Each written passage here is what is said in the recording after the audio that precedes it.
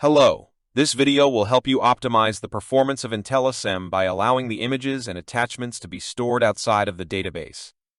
Note, this is the recommended setup for both local and central database configurations. First, select the Settings button to open the Application Settings window. Then, expand the database settings using the plus sign icon.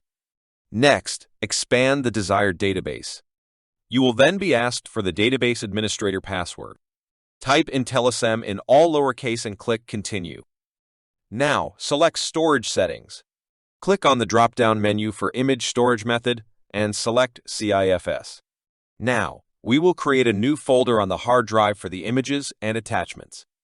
For a local database, open File Explorer and navigate to whichever drive you use for storage. Create a new folder and name it something relevant to your database, for example, Database Share. Then inside that new folder, create two more folders, one labeled Images and the other Attachments. You can then copy the location of the Images folder and paste it back into IntelliSEM for the CIFS image path. Repeat this for the CIFS attachment path. Then click on Save and Apply Changes. For a central database, the same steps will be followed. Instead of creating the folders on your local hard drive, the folders will need to be created on the file share location on the server.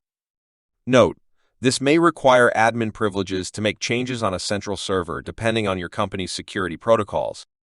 You can test this by attaching any document in IntelliSEM and checking the attachments folder to see if that document gets stored at that location. First, select a project from the list. If one does not exist, you can create a test project by clicking on the plus button on the left side of the screen. Once the project is selected, select the Attachments tab.